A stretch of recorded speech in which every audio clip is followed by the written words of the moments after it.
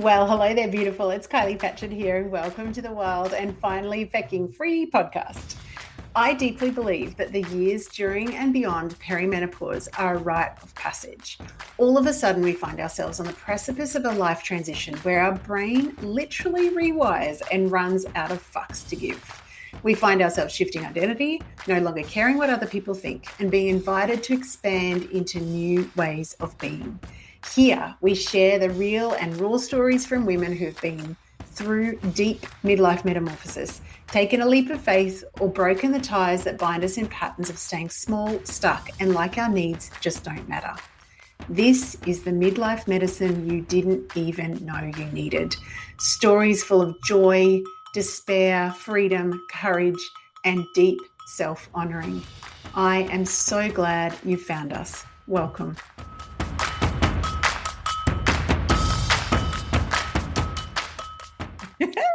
Hello, everyone. Welcome back to the Wild and Finally Fucking Free podcast.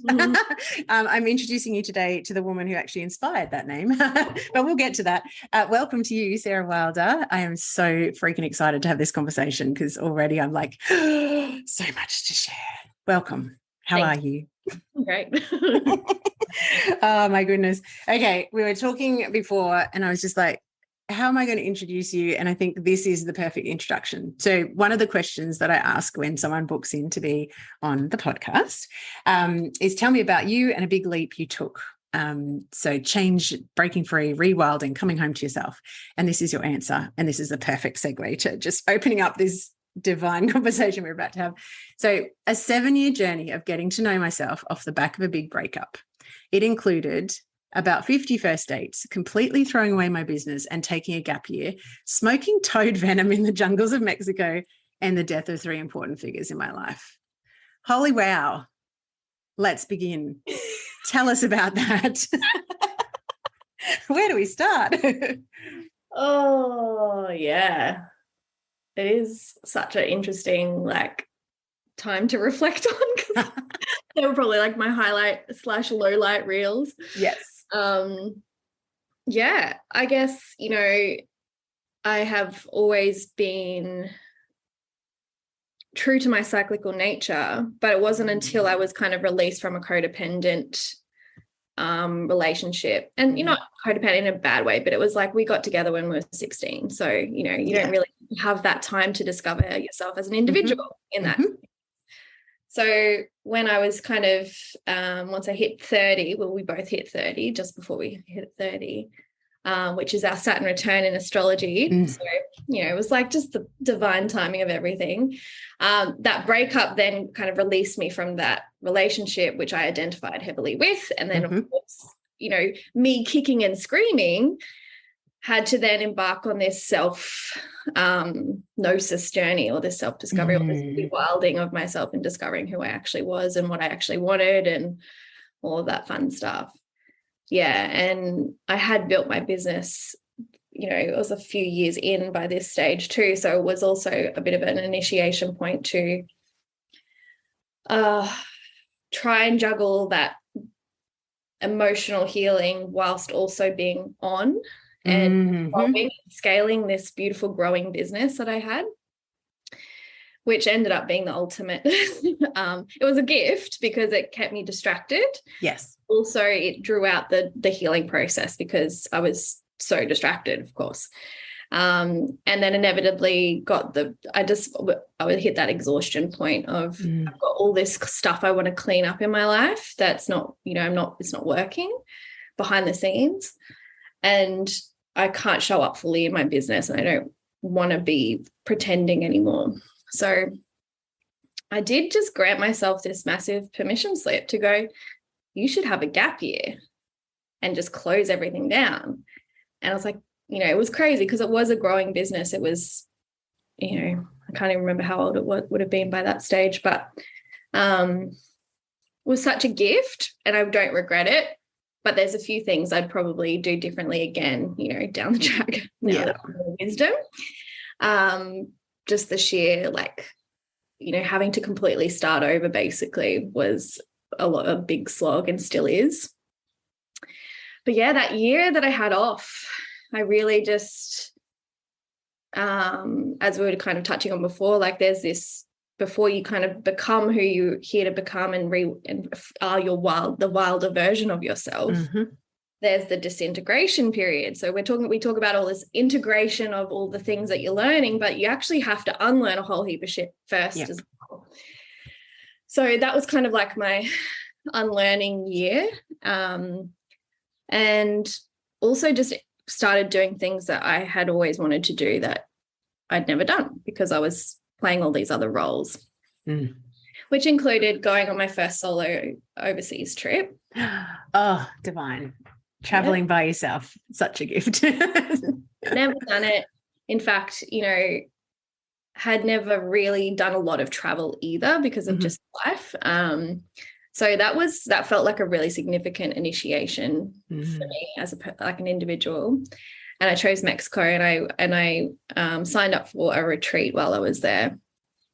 And yeah, that was still like one of my fondest memories. I still have like lifelong friends that I met in that period, in that week that we were all together. But the the smoking of the toad story. I was hoping we were going to get to this because it's like I don't know, it's such a significant part of the journey for me. And I obviously needed to go through this because it's helped me so much off the back of it. But it was a plant medicine retreat essentially. So we sat with all these different medicines, or obviously it's a toad venom, this one's not plant, but I hadn't really, I did it on a whim. I like signed up for it like 3 weeks out and planned it out, got my son looked after for, my time that I was meant to have and all this kind of stuff. So it was a logistical, like bit of a, hurry to get it all aligned and a bit of a risk and all that kind of thing. But I was like, fuck it. Yeah, exactly. This is your life. I can live it. Exactly. Else. So, and I had always wanted to sit different medicines because I'm just that way inclined, but and wanted to do it in a safe place and all that jazz. So got to Mexico and we sat with the first one was a frog venom called Cambo, which is like put into the skin, and that's like a purification. So there was this like really clear kind of process that I see now that was happening. Yes. Like this purification of toxins on the first day. I think the third day we sat with ayahuasca, which is an entheogen that's, it's called grandmother. So it's kind of like the really divine feminine. So it was very nature-based. So it dropped me back into connection with nature. And we were in the jungle too. So I literally like felt, everything around me. And that was an awesome experience in itself. I didn't have a bad like story relating to that. It was actually a very kind of divine and lovely journey. And then the next medicine, we had a day of integrating that. And then the next time was this thing called 5-MeO-DMT, which is toad venom. Yeah. And it is found in a toad venom in the spores on their back in the Sonora Desert. So they're from that area. And you have to smoke it in like a little pipe because so it's like a vapory thing. And there were 20 of us having, this individual ceremony. Yes. We're all holding space for each other as we do it. So it's a whole day long ceremony. And it takes around 20 minutes, to kind of go in and then out. Yes. And I get to my stage and just the sheer, I didn't research it. I was the most green. In hindsight, I probably should have prepared myself a lot more for this. But I just kind of was like a wing it, fuck it, whatever else kind of person. Yep. And so I hadn't looked into it that much. I'd heard a couple of things that it is the most potent out of any entheogen on the planet. More tea itself, it's like the next level. So the experience that I was visually seeing from the other people on the retreat was very different. Everyone kind of was having a different experience externally. Yeah. And so I didn't know what to expect. And it was kind of, some quite scary looking things and then other really beautiful looking things. So it's full, like, what are you going to get? It's like Russian roulette. Wow. Okay. So I'm like, okay, I have to just put my hand up and get this over and done with. I think I was like the 10th person. So I was like right in the middle of the day. And so he asks me how much I want. I was like, I don't know. Like, you just tell me, like, work it out. You're the guy. Like, Let's just give it a crack. For this stuff, So okay, I'll just like intuitively do it. And then so I smoke it, and there's mattresses and stuff, and so we're sitting down, and then most people just lay straight down and kind of pass out almost, or just go away, because it's crown chakra medicine. So basically, it takes you into the crown, takes you out of your body. Yeah.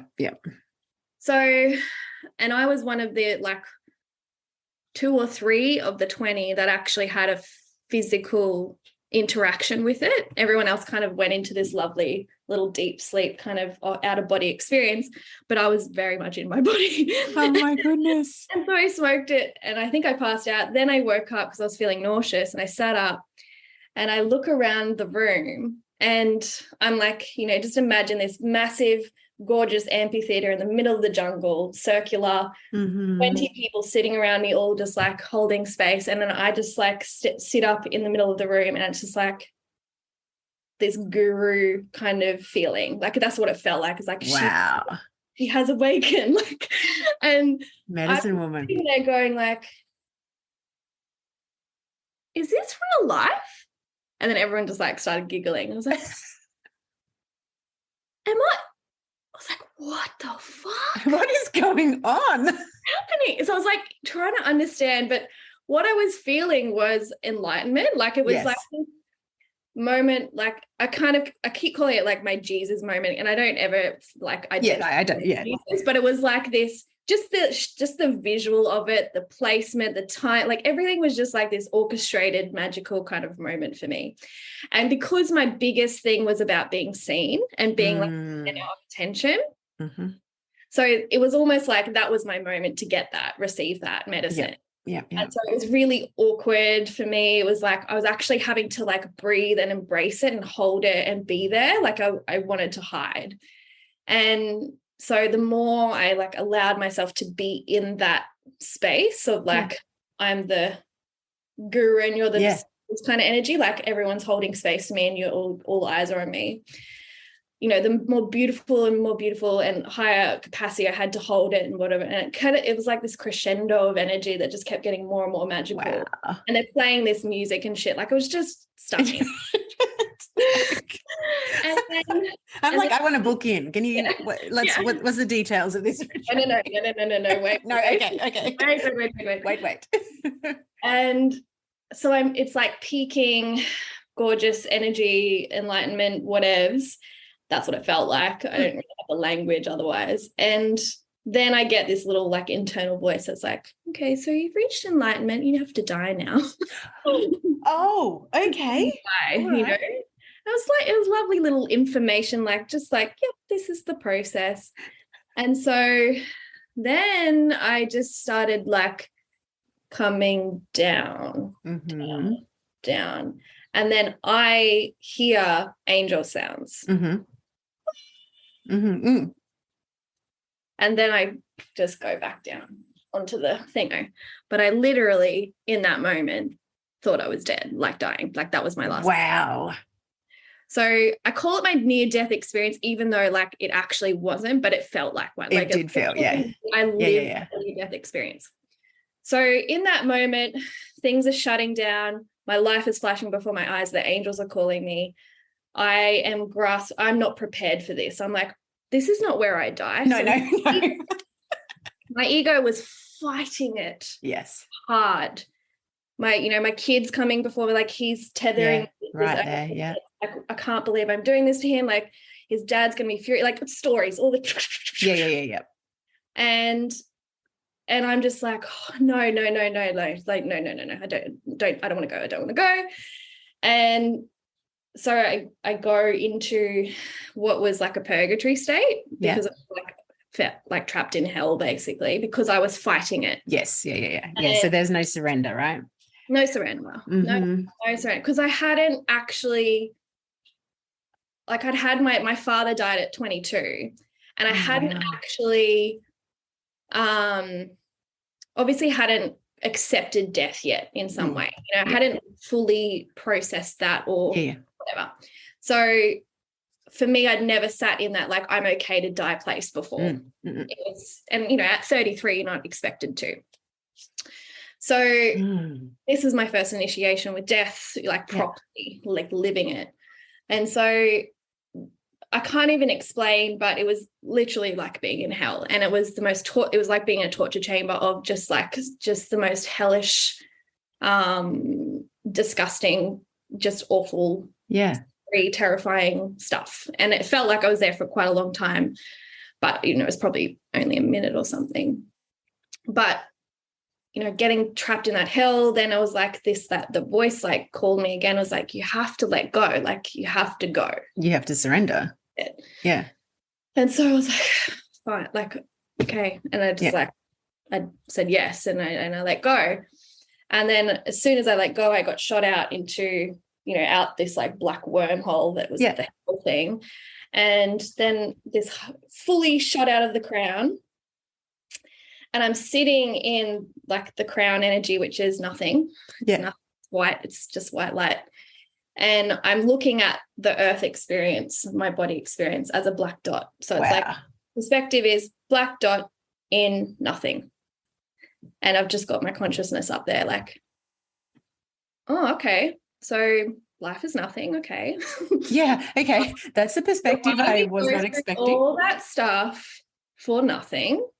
Why do we believe all the things when there is nothing else out? Like there is nothing out here. And I had no feelings. It was actually, the feeling was pissed off was actually how I was feeling. I was like, what? Is this it? And I'm looking around and there's nothing. And I'm just like, this is so fucking boring. Like, what? Get me back down there. Like, what is the point of this? Like my little inner brat was like fully activated. That's so funny. Yeah. And then so like, I'm just like, you know, this little inner dialogue, but there's no one, there's nothing. There's like, literally a black dot is earth. And I'm just like, okay, well, all I want to do is go back, like take me back. Like I release all the stories that I had about how shit being on earth is because I don't want to be anywhere else. That's exactly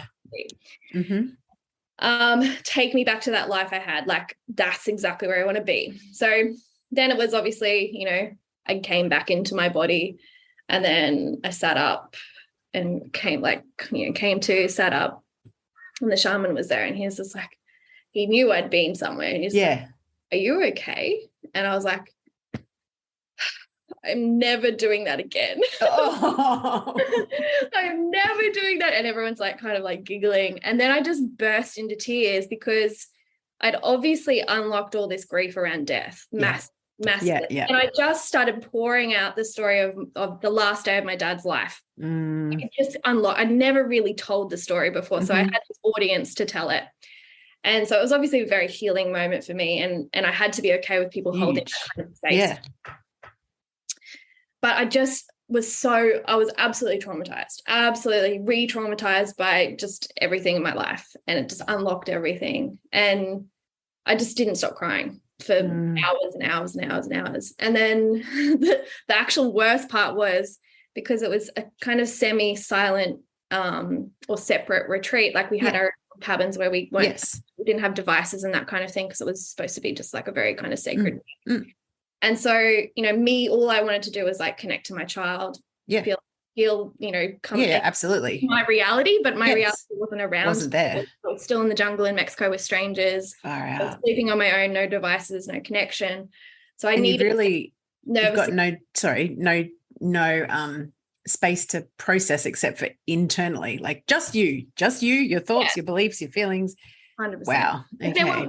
There were people there, like the facilitators and stuff, you know, for little check-ins, but there wasn't a lot of like support off the back of that, which in hindsight, you know, wasn't safe really. No. If I wasn't such a strong person, it could have completely snapped me. Unraveled you, Yeah. But the worst the worst part was then going into my room that evening and then having to be in my own energy the whole night and be alone with my thoughts. And every time I'd try and go to sleep, I would go back into that death portal thing. Start falling, and I'd be like, oh no. And you can't. Yeah. I'm like, of course. I just have to lay awake staring at the wall all night. Like literally did that. So lights were all on and I just stared at the wall because I didn't have any. Actually, I had a book. I had a spiritual book. Yeah. Grounded Spirituality, it's called. And I opened it and I started reading and I was like, fuck this. Hate all it. I was like, oh, I hate everything. Don't give me any of it.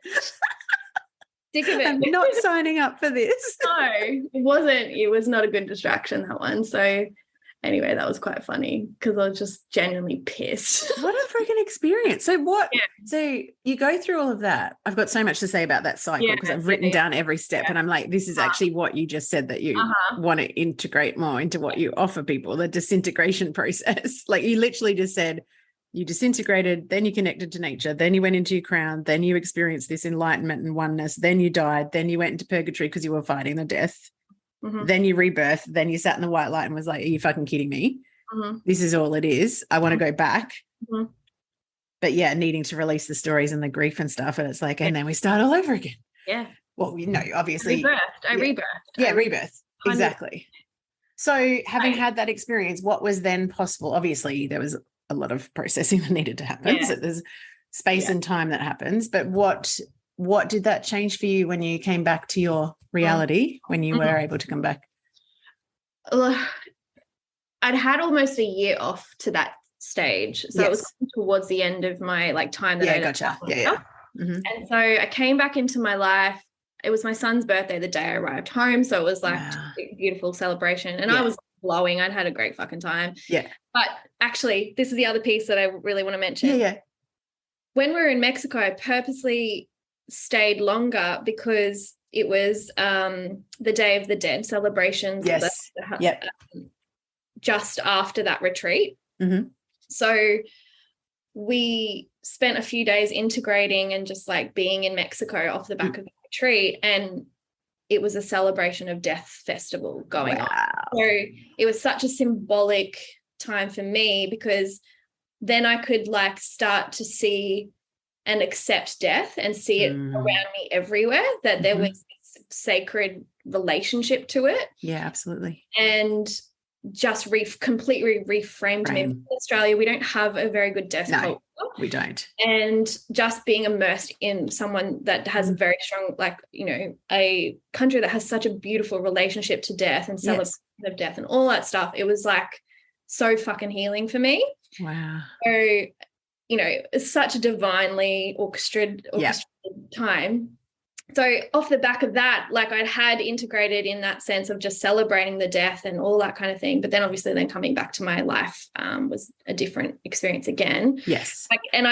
Because I'd had a traumatic kind of experience, I was getting re-traumatized. So I was always thinking about death. I thought I would die at any moment. All this kind of stuff was happening for about 6 to 12 months after. And I had intentions of rebuilding my business off the back of that, rebirthing my business. So I used a lot of my inspiration from Mexico, even the logo that I used is the feathered snake. So it's the earth and the divinity. I didn't realize that. Yeah. And I had a really deep connection to the Mayan culture because they have a lot of talismanic types of they do. Magic in their side of the world. So, I reconnected with that because that's what I'd let go of. And then I started kind of workshopping my business again in a slow, really trusting the process kind of way. There was no set deadline. There was an idea of a deadline, but putting pressure on it. And then one of my dearest mentors, Yvette, died February. So it was November that I had the death experience, and then early February. Sarah. And I was like, okay, so I'm never not being prepared for this cycle. Yeah, exactly. And again, so it was putting it back into that real terms of it brought me a lot of peace having experienced death in that sense, because I knew what she had experienced and what potentially that was for her, and that she'd obviously been preparing for a while too, because she, you know, she'd known that she had cancer for a while, but wasn't expecting to pass that soon. But, you know, obviously when you get diagnosed with something significant, you're going to think about death a lot. Yeah, absolutely. So, yeah, so I didn't, you know, I allowed myself more grief, and I could process the grief a lot more, and I was talking about it more with people, and way different to how I handled it with my dad 10 years earlier. And then I rebirthed my business probably like in May of that year, I think it was. Very small, and it's just been a slow build since then. So yeah, that was a big kind of initiation period for me, which was like if I think of, because I really start to see the cycles of things, and you know, we do have this 7-year cycle thing that happens.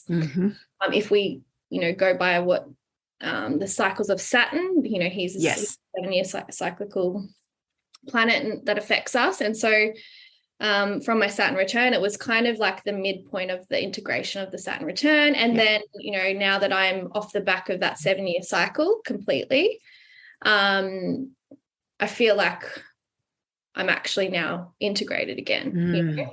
It was like that was the disintegration, the full disintegration. And now I'm in the more integrated, ready for the next chapter phase. That's the 7 years. Wow, what a freaking journey. Far out. There's so many different things I want to ask. I think for me, the biggest thing is change, and particularly change off the back of a relationship that you've had since 16. Like, all change requires a change of identity, a shifting identity, or a resetting the boundaries or the rules or what you are and are not available for. And when you go through that sort of initiation experience, and then, because even how you're saying that you trusted the process and trusted the timing of regrowing your business, do you think that change in the way that you approach that is because of that complete cycle of like, and also so much more experience with endings and death, you know, really, because I've had a lot of people pass in my life, like a pet, like just fucking everything like I can think of, you know. So it is like, it's like a hard lesson, but it is one that is so important. And the more you defy it, obviously the more you're gonna, you know, struggle to learn it in life, and it might absolutely. So I've just gotten better and more efficient at accepting it and going through those processes. And it feels like a safe thing to do in business, because there's no actual, you know, life attachment. It's like absolutely rebuild a business. You know, it's just pure creation energy. There's like some tangible aspects, but it's not, you know, it's not a human life force or a, you know, an animate thing. So I think that's the easier thing to process and let go of, for me anyway. Yeah, you posted something on Instagram a couple of days ago, and I won't be able to remember all the words, but one of the things that stuck with me is that you feel like you're really good at the Phoenix rising energy. And I feel like that, you know, one of the things that, you know, the way that you encapsulate what you do is helping women to understand their true nature. And to me, part of true nature is burning it to the ground and rising again, burning it to the ground and rising again. And I see a lot in the women that I work with, there's this resistance to burning it to the ground, because it's like, I can't do that. I have to hold on to this identity or the safety or whatever. And it's like, all of that is just a construct. Like, it's just a story. It's just a story. You can change the story. You can be someone else. So let's talk more about that. So in terms of having people understand their true nature. So one of the big things that in the last iteration of your business and this one is that you're so connected to nature in terms of animals, cycles, seasons, etc. So that's when I think about you and your business, that's what I keep on coming back to.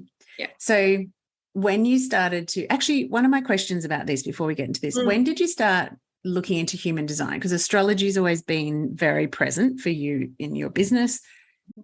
Is human design just the next evolution of that? How did you get into that and the understanding of that?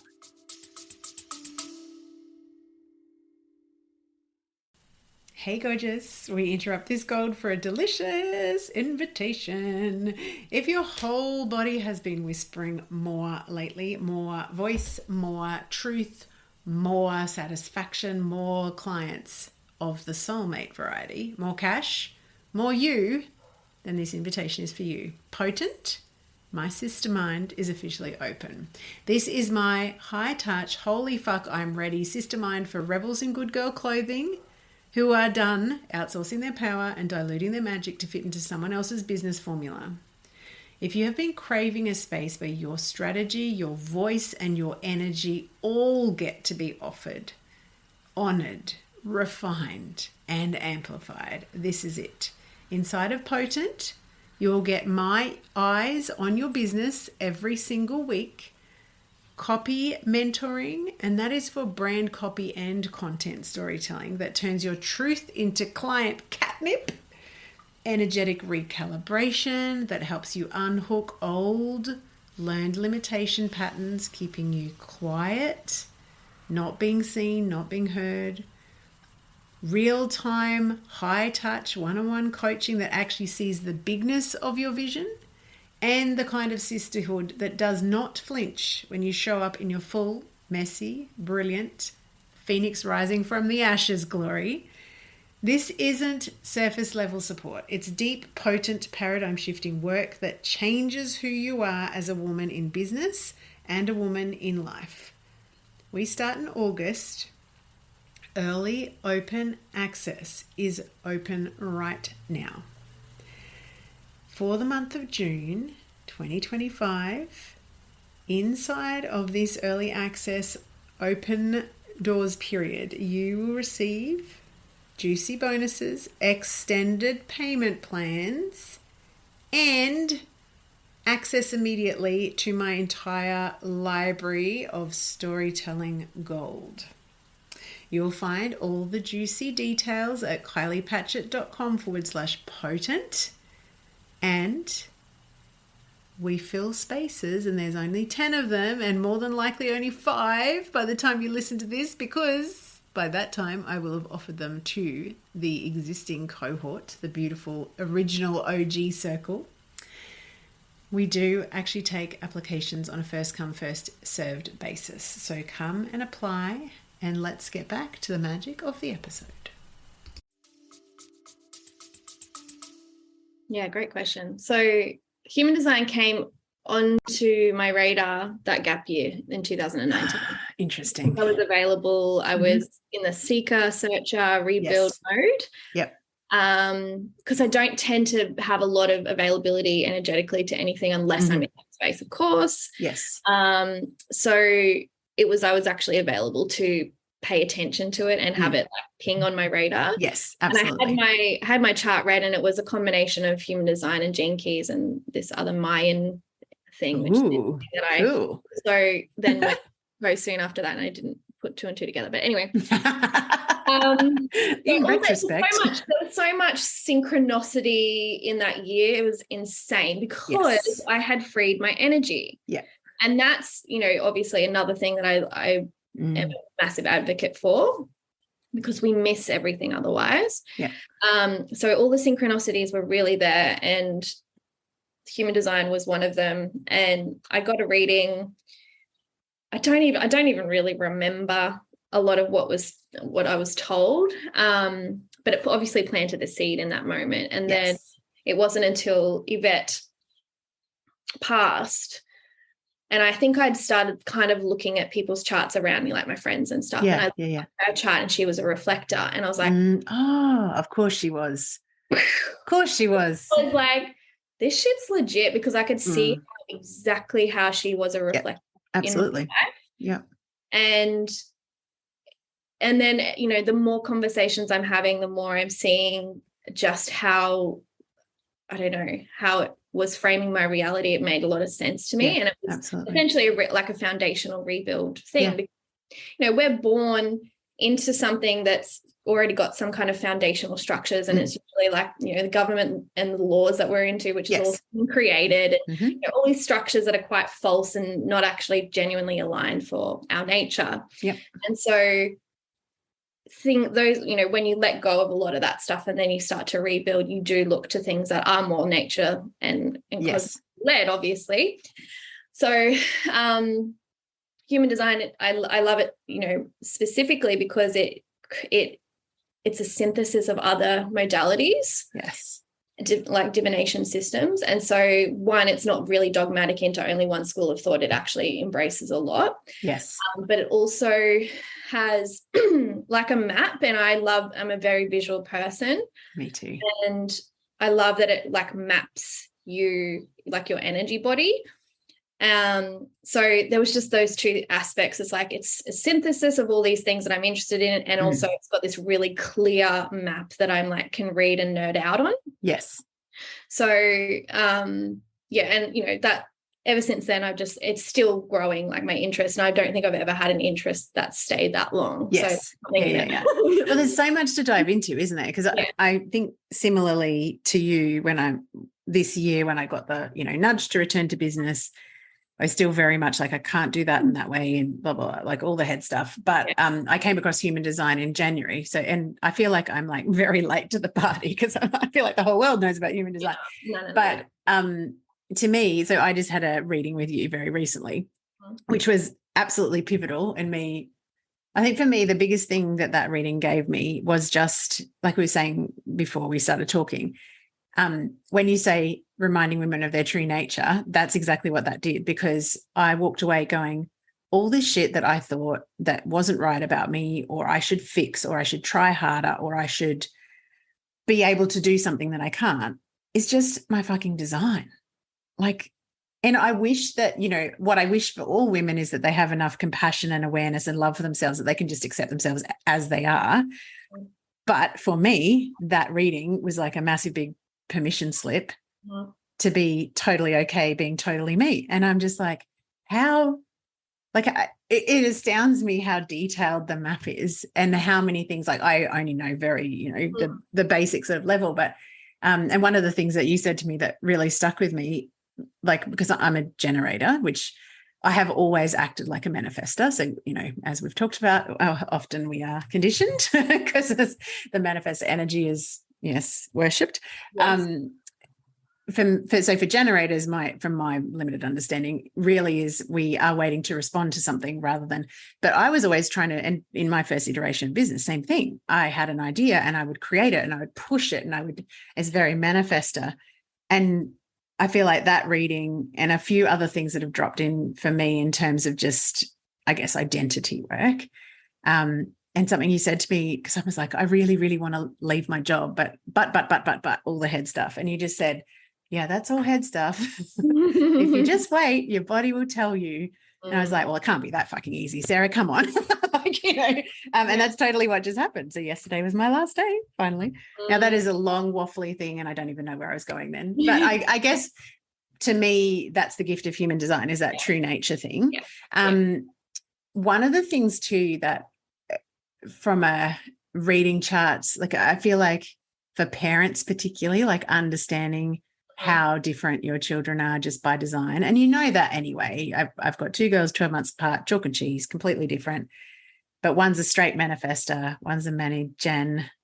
The other 2 of us are generators in the house, and just seeing how, very different ways of being in the world. And there's that surrender. It's like you can't make them be this when they are naturally not that. Like you just give up, like surrender, which is again like one big thing that you said, like you got stuck in purgatory in that whole situation because you were fighting what was. And that's what I feel like, that the gift of human design and understanding is so, and I think, so many levels of actually. One thing I wanted to ask you too, when you say about Saturn return, in the reading that I had, you talked about, I think it was a Chiron return. I've got written down Chiron. And you were saying about there's something that happens early 40s and then something that happens later. And it's like this middle initiation stage for like the midlife transition. Can you talk about that a little bit? Because I guess that's very kind of potent for your audience and conversation with on this podcast. Like in astrology, there's all these initiation points. Yes. And so if we look at the ones that are going to impact potentially in a potentially negative / just upheaval kind of way or change, this like metamorphosis thing, is you've got your Saturn return when you're between 28 and 30. And it takes, I've learned especially if you kind of fight it, it takes a good 7 years to actually integrate the levels of that. And then you get this thing called a Jupiter return around your 35th, 6th birthday. And that's when things feel more expansive and this whole new, breath of fresh air comes to the chart. And then the next one would be your Uranus opposition, which is around 42 mark. And Uranus is a planet of upheaval, rebellion, innovation. So that's, that's that typical story of my husband's cheating on me and bought a sports car. Like it's that kind of minute. It's unpredictable, weird something or other.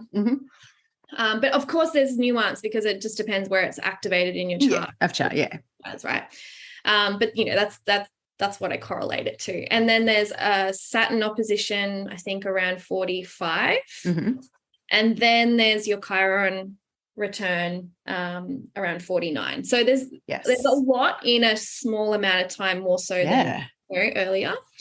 And then you have a second Saturn return in your mid-50s. So there's like every 5 years there's something. So I feel like the older we're getting, the more initiated into these changes that we're getting. So we get better at it too, obviously, because we're seeing it more, we're experiencing it more, and we're having these like influences, on our own psyches and our nature and whatever. So there are kind of, before and after wake periods of those things where you do integrate, and it is honestly just like a big chapter of surrendering to what and as us generators, it's responding to life as it's coming to us. So something happens in our external world, we're here to respond instead of react. And we're, what's our response going to be? Well, we have to just honor the process, surrender, all those words. As anchor into nature, trust timing, trust change, trust all these things. And that's our biggest problem, is we don't trust these things. And we also don't have a strong relationship to nature / death as well. And also we live in a culture that worships at the altar of beauty and youth and all these things. And so it's no wonder that we collectively as women have this, ingrained fear and like, oh, I'm not going to be worthy all of a sudden because I've, got gray hair or I've, got curvier or whatever. And it's just like, I feel like there's such a, that's why I keep on saying midlife metamorphosis, not midlife crisis, because to me, it's like, it's this beautiful rite of passage between, you go maiden, mother, and then we're heading into that wise woman. Like, and I'm like, bring it the fuck on. Like, I want to sit at the feet of women in their 50s, 60s and beyond that have learnt the lessons. Oh, I've got that head thing that we were talking about. The tingle in the scalp. Okay, thank you. Oh my goodness. But yeah, that wise, wild woman back to her nature and back to without the hats, the roles, the over responsibility that sometimes and a lot of people end up with that. And obviously if we've got kids, there's all of that active parenting years, and then but I think the gift is, and that to me is again back to the disintegration thing, right? It's like letting go of who you were also means you have the ability to rebirth yourself into whoever or whatever form that you wish to inhabit. So all those initiations, when we're talking about that, you gave me the date of my, what's the last one? The Chiron. Which is, I think you said April 24th, 2024. And I'm like, bring it on. It's like, if only I knew that Saturn return was a thing. Like I was into astrology, but obviously too surface level to like go deep. And so I didn't know that that's what was happening until maybe a couple of years after. And I was like, okay. So just having a heads up and builds the trust, because it's like I feel safe because I know that this is there's a pattern, there's a theme, there's a this, that, like, you don't know exactly the details of it, but when it arrives, you're like, oh, here it is, like absolutely a trust, automatically, because you're kind of semi-prepared. Yes. That's actually, I see these frameworks as the masculine, as the structure. Mm-hmm. And, for me, it's been a massive dance. Obviously, when I separated from my partner, mm-hmm. he was always playing the masculine. And so I had to like raise my own masculine in some way. Yes. So, and also my feminine. So I'm like parenting myself and integrating both of those aspects in me. And these systems kind of created a structure and a framework, mm-hmm. which is kind of quite masculine. So it's like putting the riverbanks there for the flow. Yes, of energy. for the flow. So, absolutely. So that's a big piece in these, initiation points, is creating that sense of structure and safety. Okay, so there's a framework here. These are the limitations of my design. This is what the themes are of this planet doing this thing, whatever it looks like. And that to me is like me having a masculine like foundation to trust. Yes. And then I can flow and create my life within that. So absolutely. If I just know I've got this foundation of knowledge and knowing myself and what's to come, then I relax and I surrender and I receive the message and the magic of that process. And I can step into the unknown. I can trust. I can let go, because that framework comes with me and it's holding me. Yeah, absolutely. If you don't have the framework, that's why we don't do it. It's all untethered and unsafe feeling. My framework is my job and all the bills that I have to pay. That's the framework I've created. So it's cool. Well, you're absolutely not going to go and chase your dreams if that's the framework that's holding you right now. So you absolutely have to let the framework go, disintegrate all the attachments, rebuild a foundation that is supportive and allows for you to change within that. Yeah, absolutely. And I think for me, that understanding of the responding thing is like, there is no need to create a false deadline, because that's what I always did for myself. And we talked about this in my reading. I was like, no, I'll have to stay until the end of the year, or I have to whatever. And it's like, no, I have absolutely no idea what the timing of this is going to be. But I think for me, and we were saying before we started recording, I was driving home from my last day of work yesterday, and I was like physically, mentally, emotionally fried, like just so depleted. And I was like, may I always remember this feeling in my body, because this feeling is because I kept saying yes when my body was saying no. And one of the things actually I've got on my wall, it's one of the things you said in the reading I had. You said, I was, trying to headspace the timing, right? And you actually said, no, your body will tell you. You are, I think you said you were a magnificent, intuitive, instinctive beast. And I was like, I'm only instinctive, intuitive beast, because I'm like, I fucking am. Yeah. I've always had the body. I've always had this funny thing in my scalp that tingles when I'm on the right track. I've always had that gut feeling of like, fuck no. But because I was attached, exactly like you were saying, to the framework of the perceived safety of the job and the income or whatever it is, and lots of things, I couldn't, no, not that I couldn't, I wouldn't trust it. And now I'm just like, I've actually got a screensaver that says I'm a magnetic match for everything I deeply desire, because I'm like, what's possible from that place? Not from I'm too afraid to let go of what I perceive as security, even though my highest value is freedom. And being wild, like, and that's the other thing you said, I said, you go, what are you called to do? And I'm like, I want to start a podcast. I want to tell stories of people going through change, trusting it, coming out the other end, what they've learned, how their identity shifted. And you said, oh, what do you want to call it? And I'm like, I don't really know. It's not clear. And then I was walking on the beach and I got this like, it's wild and fucking free. And I was like, okay, sounds good to me. Let's do that. Had a sign. Didn't you have it? There was someone had that on their jacket or something. And then everywhere I went, I kept texting you on Instagram, like synchronicity. Then I saw a book called Wild and Free. Then I saw a card that had Wild and Free. Then I blah, blah, blah. And to me, the Wild and Free thing comes from, so we've bought a motorbike. It's one of the places that I feel Wow. the most myself that I ever do. So that like visceral feeling of freedom. And the jacket that I've got, I saw on Instagram, and it's called Wild and Free. And it's actually in a picture behind me. I don't know if you can see that. But yeah, that is the jacket. That's the photo I saw on Instagram. And I was like, let that be the anchor.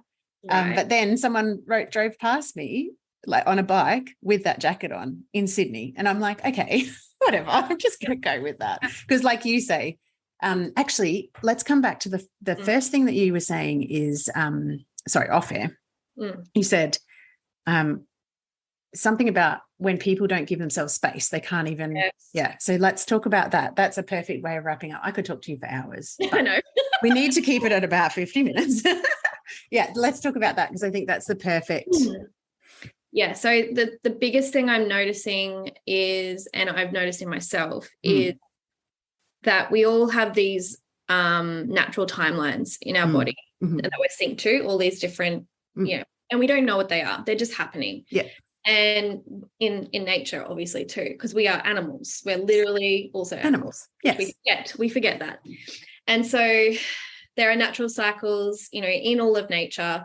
And it's just so impossible to know yourself if you don't create the time and the freedom and the space. So, for example, like I teach human design. I do all these readings and stuff. But what I'm noticing is there's this like disconnect because I'm showing them, but they're still in that old world of, and they're like, I don't have time to read about the nuances of, being a generator and understanding it and playing with it and experimenting with it. Like everyone is so distracted. Yeah. To actually not look at anything. And our time, we fill our time with shit that doesn't fill us up because that's what we've been conditioned to do.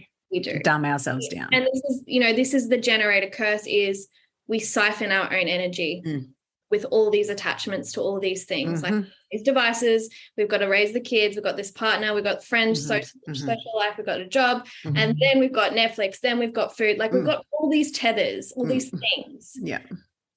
Our energy is being completely siphoned by all of those things that was contracted into. And so for me, it's like I couldn't ever be available to learn the whole human design system or learn anything about myself unless I literally cut every single one of those things and like stripped it right back to the, obviously being a parent, you can't. Yeah. We'll keep that one. But literally coming back to like basics, like full elementary school, it's just like, I'm a newborn baby. Yes. Yeah. Yeah. What am I going to do now? Starting from scratch. Yeah. And so cutting all those ties, being in your own energy, being in your own space, doing the things that you need for yourself, going for a walk in the morning, like just all the basic human animal stuff. Yep, absolutely. The elementary stuff. So, elements, getting into nature, doing, movement, blah, blah, blah. And that's what I did for a whole year. And, it wasn't until maybe 6 months or something that I was like, oh, now I want to I did like embodiment dance stuff. Yes. And then I was doing that and I was like, oh, this feels good because all the right opportunities and all the right things were coming, because I was just in it. Like I was just available and ready to receive what the universe was ready to show me. And I put no pressure on what it was going to be. I didn't try and control it. I didn't Google it. It came to me. Same with the human design reading. So it planted all these really organic seeds through that timeline that I gifted myself. And it was a gift to myself. It was literally the best gift you could give anyone, is the permission to have 6 months off, 12 months off from all the responsibilities and most of them, all the unnecessary shit, basically. Yes. Yeah. And sacrifice. It's a relationship with sacrifice. So for me, it's like I'm willing to sacrifice my Netflix subscription and my social life and whatever. And, this 6-figure job that I've got, and come back to, just using my savings or having, coming back to one income household, whatever it looks like literally have the conversations, ask the village for support. And then create yourself this like cocoon, because it is like, it's that full chrysalis phase. Yep. And disintegrate. fully let go, let it all go, let it all fall away, and then just be there. Just be there. And then slowly these little things will start to come online for you. We'll start to, you'll have this beautiful conversation because you'll be available to this conversation. You'll then see this workshop because you have the time and the energy for it, and all that kind of beautiful stuff. And then you rebuild from that place. Yeah. But it's a huge sacrifice in a lot of ways. It's sacrificing that old and being okay to be in that kind of liminal space for a while. Be okay to strip yourself of the labels. Like, I had a massive identity crisis when I let go of my business because I was like, I literally am no one now. Like, I was Sarah Wilder and now I'm it's like I live with my family. I go for a walk every morning and then I read a book, and then it was just like full free range day. Take my kid to school, pick him up, go swim in the pool in the afternoon. Like, it was just the most basic life. I fucking loved it. But there was a huge like ego death. Because absolutely. People ask me what I do, or I can't show up online how I used to show up, and I don't know what I want to be talking about, and nothing inspires me anymore. I don't care about anything. Like, I just don't want to play any of it. But then eventually, the more I let go of things, the more things like came in, and that felt really good for me and like juiced me up again. So that gift is everything. Yeah. I can't jump from corporate life into having a thriving business next week, This is such perfect timing for this conversation because this is my first day of non-employable. I'm not saying unemployed. I'm saying non-employable because I am an entrepreneur at heart. But I think for me, the truth of the space thing, because we had our reading, I knew I wanted to release myself from being a corporate person again. I knew it wasn't good for me. I knew it wasn't good for my energy. I knew I was meant for way more. I knew I had all these gifts inside of me. And still, I was so attached to the story that I had to do it and that I had no choice and I had whatever. And, this has been happening, I guess, since February. So it's taken me like a full sort of 7-8 months to sort of be okay with the decision to let everything go. But the pivotal point for me was I found myself in Sydney with all this time on my hands. I went to see a friend and she ended up being not well. And so I actually had like no responsibility, nothing that I needed to do, nothing I needed to turn up to. And then I had all this time walking on a beach, which is like my happy place anyway. And I started asking myself questions like, where am I abandoning myself? What am I not available for anymore? And top of the list every single time was this job that I could do and I'm good at, but it kills me. Like literally, I felt like I was bleeding myself dry every day. And I would drive home. Absolutely. Response. The second that, because there was in the early days when I had my son, there was conversations in our household about me having to go get a job because it was like, chicken is coming up to here, you've had off weekend. And that like, I'm very entrepreneurial too, obviously. And I had a visceral reaction. Like, I literally had an allergic reaction. He's like, why don't you go down to Bunnings down the road and like put your resume, and my whole body was like, and no judgment on that, but it was just like, I knew not yours. There was something else that I had to be available to. And I was stubborn enough to like go, no, fuck that. I'm not doing that. No. And it also was like, I'll show you. Yeah, exactly. I was like, there was this pressure then. Yes. To put more energy into the thing that I was creating. And luckily I had already planted seeds around it. So I was just like, no, I'm going to make this business a thing. Yeah, happen. I really did. And that was such a gift. But again, before I had that business, I spent a year gestating it and frameworking the foundations of it internally in me, and trusting that it would just launch when it was ready to be launched and all that jazz. So sowing seeds. Yeah. So much gold. A little line that I said to an ex-partner of mine, which we always talk about, is life is about planting, not planning. Oh, that's going to be the quote of the episode. Yeah. Oh, that's so good.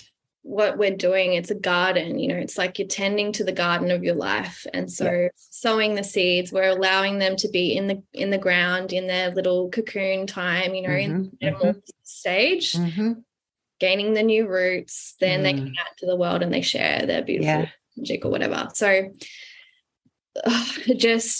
that's just how I see life now, you know. I can't ever think that I can plan anything too hard and too fixed, you know. No, definitely not. And to me, that also comes with the going back to the nature thing. Like, we don't yell at a flower in the garden because it hasn't bloomed on our schedule. Like, that would be ridiculous. Yeah, come on, time's are ticking. We were due last week.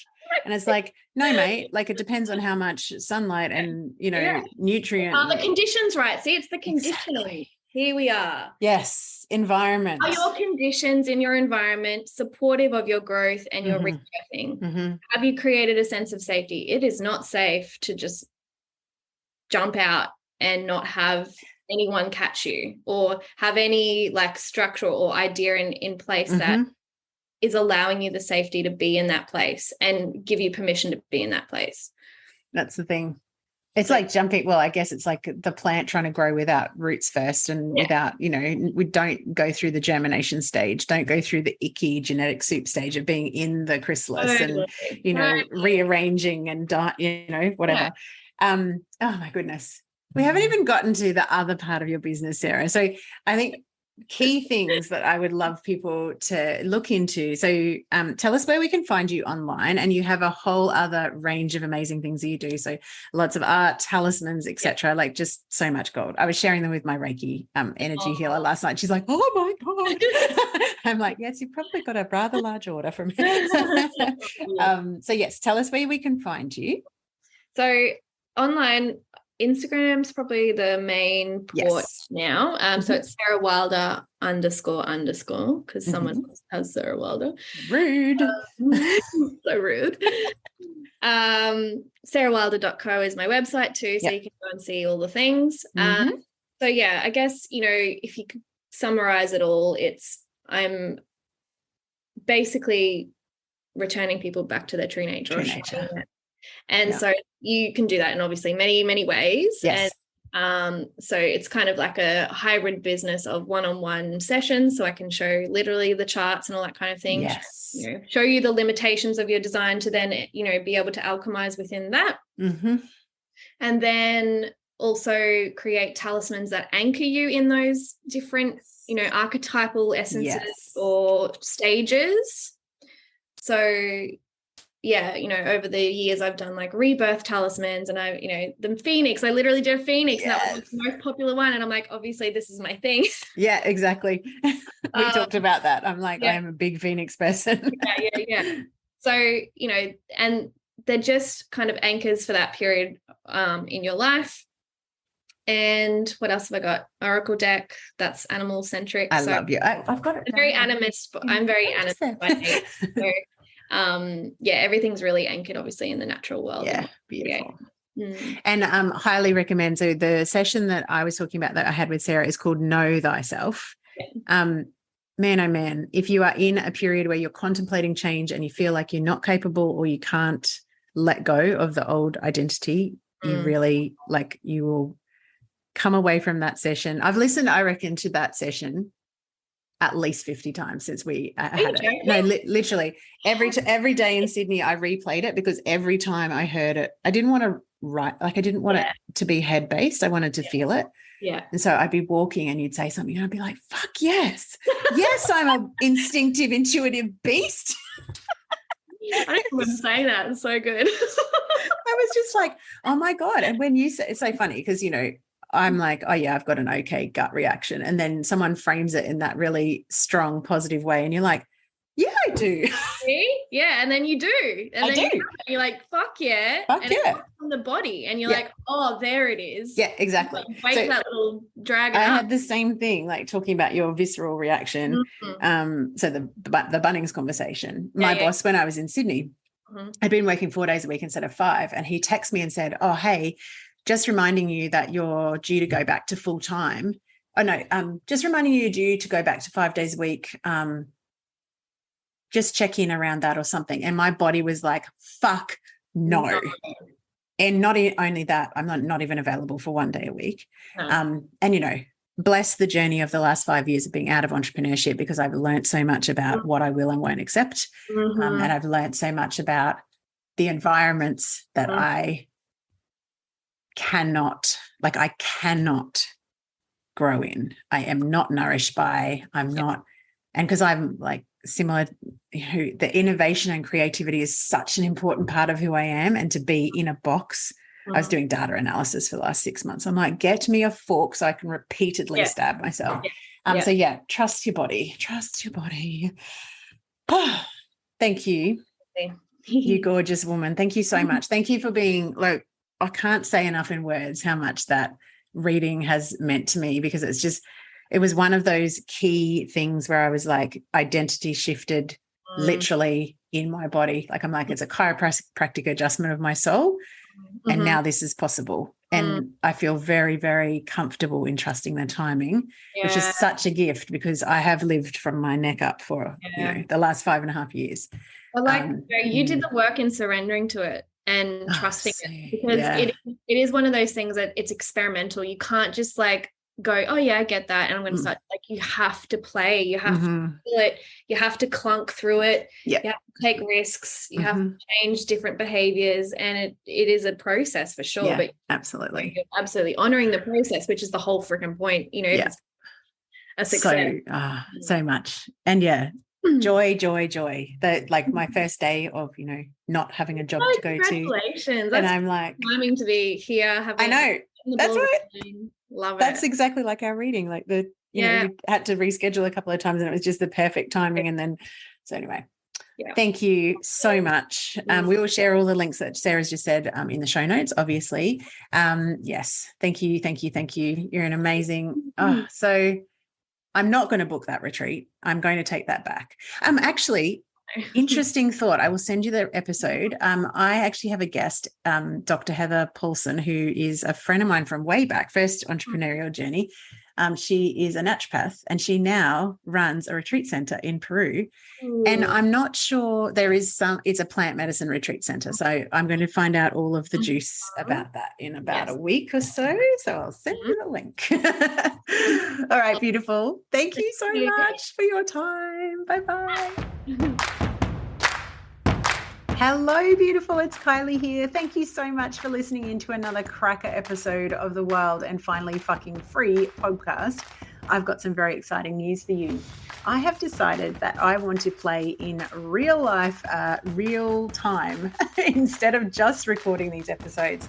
So I'm actually going to start running regular Midlife Magic masterclasses. And our very first one is all about coming home. It's 7 p.m. Brisbane time, 15th, 16th and 17th across 3 days in November.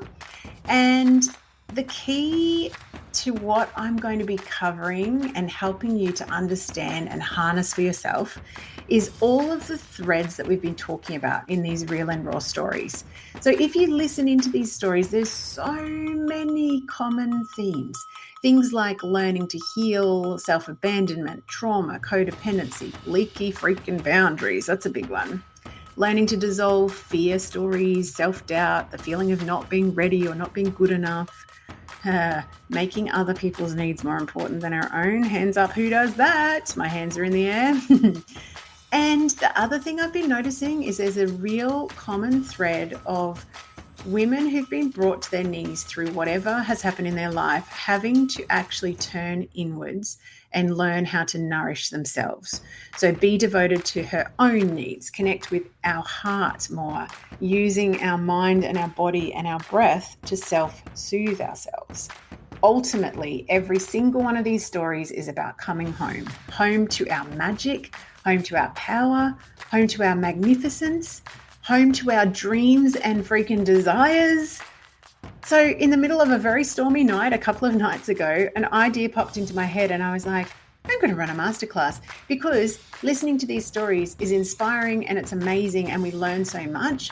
But let's start putting it into action. Hey, let's get real with ourselves about what we can do day to day to create our version of rewilding, reparenting ourselves, and learning to take care of our needs by coming home again and again and again. So the first 33 seats in this masterclass room are totally free. After that, I will be charging $33 a seat. I'm really, really excited about getting to actually interact with you guys live.